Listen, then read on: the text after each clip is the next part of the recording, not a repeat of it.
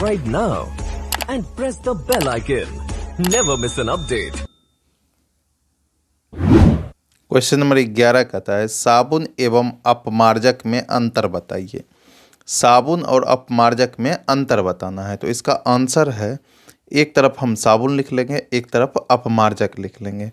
अब देखिए इसमें जो है अंतर हम 6 लिखे हैं, 6 गो अंतर लिखे हैं साबुन और अपमार्जक में, लेकिन एग्ज़ाम में जो है कम से कम हमको 3 अंतर लिखना पड़ता है।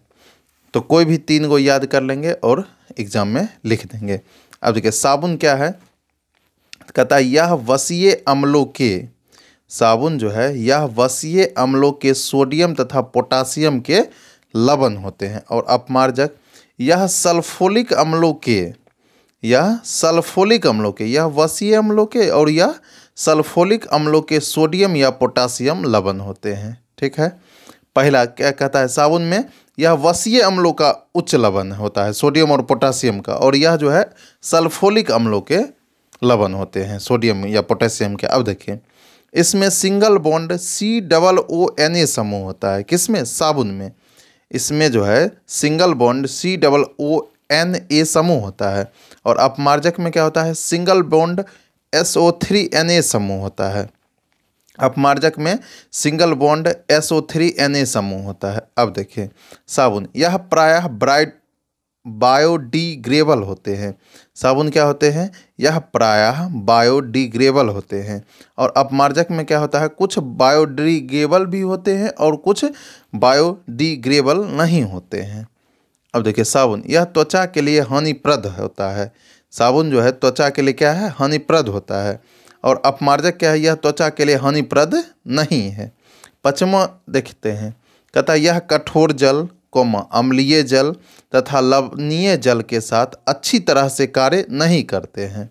और यह जो है अच्छी तरह से कार्य करता है, तो वही लिखा हुआ है यह कठोर जल, अम्लीय जल तथा लवणीय जल के साथ क्रिया करते हैं। अब देखिए छठा, यह जल में घुलने में समय लेता है। साबुन जो है जल में जब घुलता है तो समय लेता है, लेकिन अपमार्जक जो है समय नहीं लेता है और तीव्रता से घुलता है साबुन की तुलना में।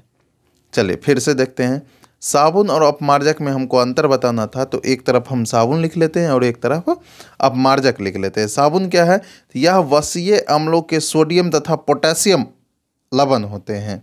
और अपमार्जक क्या होता है, यह सल्फोलिक अम्लों के सोडियम या पोटासियम लवण होते हैं।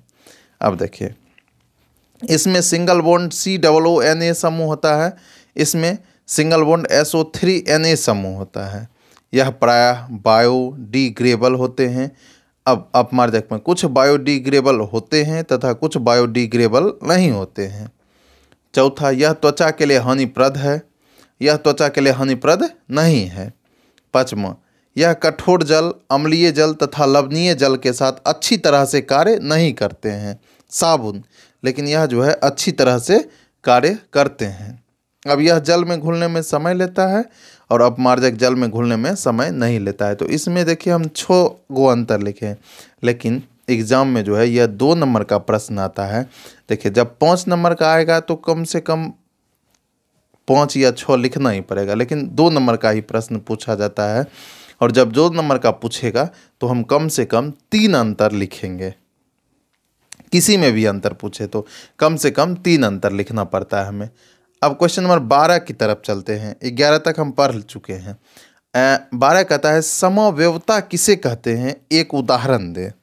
समव्यवता किसे कहते हैं, एक उदाहरण दे। तो इसका आंसर है वे कार्बनिक यौगिक, वे कार्बनिक यौगिक जिनके अणुसूत्र समान होते हैं लेकिन भौतिक और रासायनिक गुण भिन्न भिन्न होते हैं, समव्यवी कहलाते हैं। और ऐसी घटना को जो है समव्यवता कहते हैं। इसका उदाहरण है डायएथिल ईथर, इसका फॉर्मूला होता है C2H5OC2H5।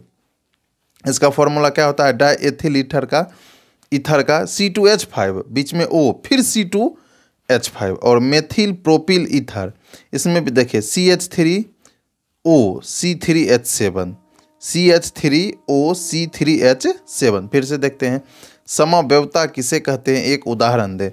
इसका आंसर है वे कार्बनिक यौगिक जिनके अणुसूत्र समान होते हैं लेकिन भौतिक और रासायनिक गुण क्या होते हैं, भिन्न भिन्न होते हैं। समव्यवित कहलाते हैं, और ऐसी घटना को क्या कहते हैं? समव्यवता कहते हैं। इसका उदाहरण द एथिल ईथर, इसका फॉर्मूला क्या होता है? C2H5O C2H5, और methyl propyl ether CH3O C3H7। अब क्वेश्चन नंबर 15 देखते हैं। कहता है क्वेश्चन नंबर 15,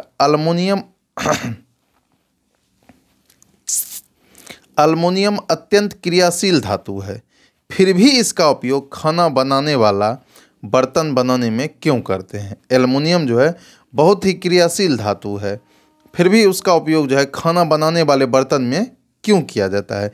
देखिए, तो एल्युमिनियम का संकेत Al होता है। ये ऑब्जेक्टिव क्वेश्चन में भी पूछ सकता है, एल्युमिनियम का संकेत क्या होता है? तो Al होता है, जिसकी परमाणु संख्या कितनी है? 13 है, जो वर्ग 3 का तत्व है। वर्ग किसका तत्व है? 3 का तत्व है। यह एक अभिक्रियाशील धातु है, लेकिन जल से इसका कोई अभिक्रिया नहीं होती, साथ ही जलवाष्प से भी कोई अभिक्रिया नहीं होती है। इसमें जंग भी नहीं लगता है। यही कारण है कि एल्युमिनियम को अभिक्रियाशील धातु होते हुए भी इसका उपयोग खाना बनाने वाले बर्तन के रूप में किया जाता है। फिर से देखते हैं। कहता है एल्युमिनियम अत्यंत क्रियाशील धातु है, फिर भी इसका उपयोग खाना बनाने वाले बर्तन बनाने में क्यों करते हैं? तो देखिए, एल्युमिनियम का संकेत Al होता है, जिसका परमाणु संख्या 13 है, जो वर्ग 3 का तत्व है। यह एक अभिक्रियाशील धातु है, लेकिन जल से इसका कोई अभिक्रिया नहीं होती है, साथ ही साथ जलवाष्प से भी कोई अभिक्रिया नहीं होती है। इसमें जंग भी नहीं लगता है। यही कारण है कि एल्युमिनियम को अभिक्रियाशील धातु होते हुए भी इसका उपयोग खाना बनाने वाले बर्तन के रूप में किया जाता है। अब क्वेश्चन नंबर 14 देखते हैं।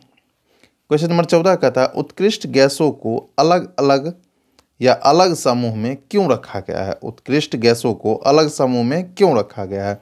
इसका आंसर है उत्कृष्ट गैसों को अलग समूह में रखा गया है क्योंकि ये रासायनिक रूप से अक्रिय होते हैं। सभी उत्कृष्ट गैसों के बाह्यतम कोश पूर्णतः भरे होते हैं तथा इनके गुणों में समानताएं पाई जाती है। फिर से देखते हैं, उत्कृष्ट गैसों को अलग समूह में क्यों रखा गया है? आंसर है इसका उत्कृष्ट गैसों को अलग समूह में रखा गया है क्योंकि ये रासायनिक रूप से अक्रिय होती है। सभी उत्कृष्ट गैसों के बाह्यतम कोश पूर्णतः भरे होते हैं तथा इनके गुणों में समानताएं पाई जाती है। क्वेश्चन नंबर 15 कहता है प्लेटिनम, सोना एवं चांदी का उपयोग आभूषण बनाने में किया जाता है क्यों? प्लेटिनम, सोना एवं चांदी का उपयोग आभूषण बनाने में किया जाता है क्यों? तो इसका आंसर है प्लेटिनम, सोना एवं चांदी का उपयोग आभूषण बनाने में इसलिए किया जाता है क्योंकि ये धातुएं मुक्त अवस्था में पाई जाती है तथा इनकी सतह चमकीली होती है।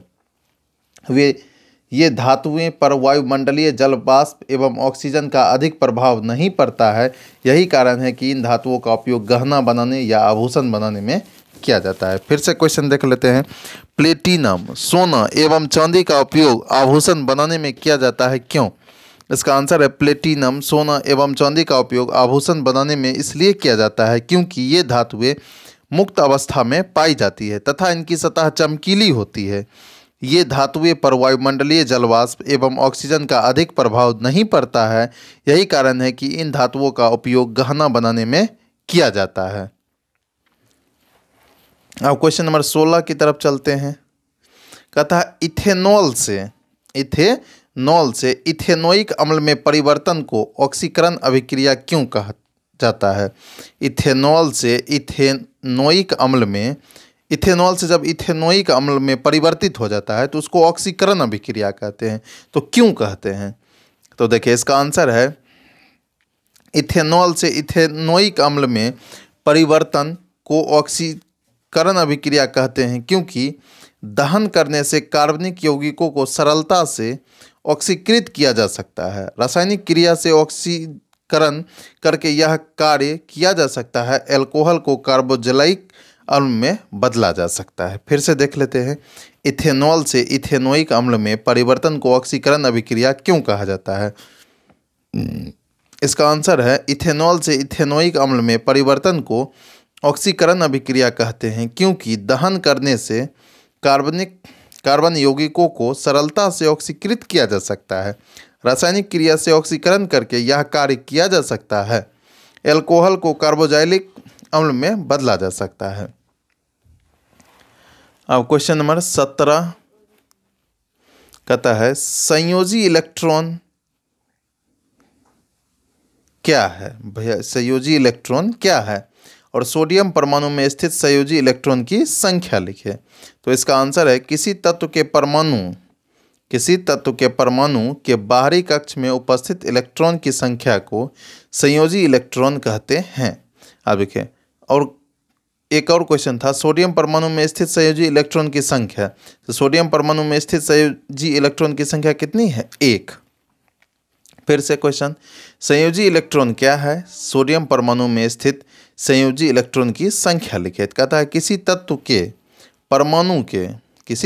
परमाणु के बाहरी कक्ष में उपस्थित इलेक्ट्रॉन की संख्या को संयोजी इलेक्ट्रॉन कहते हैं। और इसमें एक और क्वेश्चन था सोडियम परमाणु में स्थित संयोजी इलेक्ट्रॉन की संख्या लिखे। तो सोडियम परमाणु में स्थित संयोजी इलेक्ट्रॉन की संख्या कितनी है? 1। अब question number 18, plaster of Paris के निर्माण की विधि एवं उपयोग लिखे। इससे पिछले भी क्वेश्चन था, लेकिन वो क्वेश्चन था प्लास्टर ऑफ पेरिस का सूत्र और उपयोग, और लेकिन ये क्वेश्चन क्या है? प्लास्टर ऑफ पेरिस का निर्माण की विधि एवं उपयोग। तो दोनों क्वेश्चन में अंतर है।